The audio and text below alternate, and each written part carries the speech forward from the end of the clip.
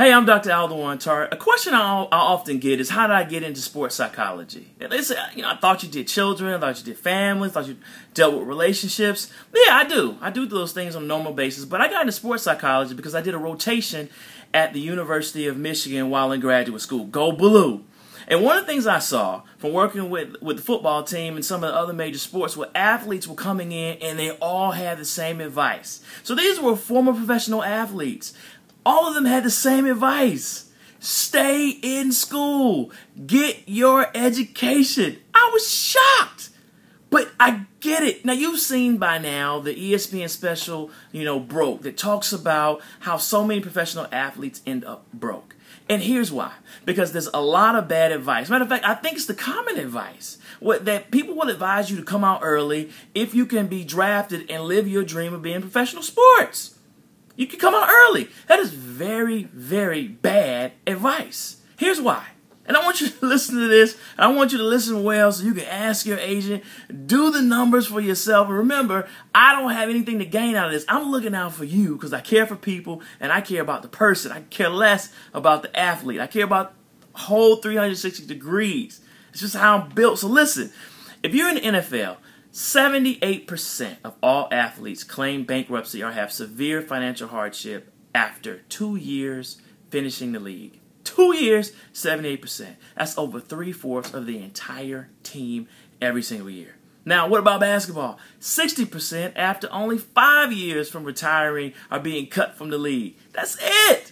Listen, that's over half. Why is that? Let's break it down. In the NFL, you only make the average player, according to research, $1.9 million. 1.9. Average player only plays 2.5 years. So do the math. That adds up to what? About $4.5 million, something like that. What is it? Yeah, $4.75 million, right?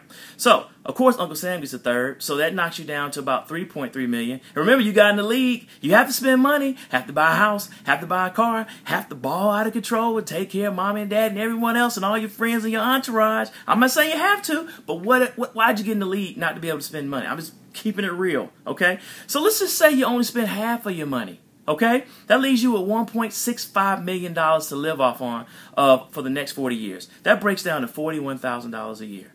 Now remember, you didn't get your degree. So how are you going to earn more money? You don't have a college degree. You only could play sports. I'm not saying you only, but that's all you know. That's what you've been doing since you've been a child. You're in trouble.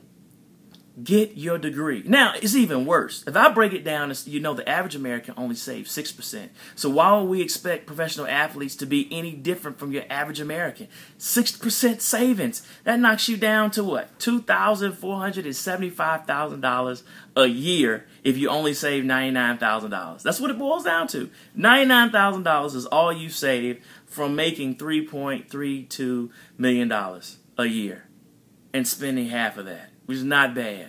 You're in trouble. Listen, stay in school. Study things that will allow you to be able to make money because remember, you're going to be working out of the league more than you'll be in it. Let me break down the 4 major sports. NBA, 6.07 years is the average length of stay. Major League Baseball, 5.6 years. National Hockey League, 5.62. NFL, I already told you, 2.5 years. That's the average career. Remember, you have the chance of being in the average more than you do being a Ray Lewis or a Chipper Jones. You get what I'm saying? You need to stay in school and get your education. Study sports marketing. You should at least study broadcast journalism and communications so you at least can work for one of the networks that cover sports on all college campuses and Major League Baseball, football. You should be doing. That's what you love, sports. Focus on something that will allow you to have a career outside of it. Here's something that people don't think about. Especially if you're able to pick up facts a lot and you're able to have you have a great personality, you're able to make people like you, you should consider pharmaceutical sales and medical device sales in general. Companies will hire you because if you're face-to-face with a consumer and they know you play professional sports and they like you already, especially if you're in the hometown or in the town where you play professional ball, they're going to hire you because you're going to be pretty good at sales because people like you. But you have a degree that allows you to qualify for that job.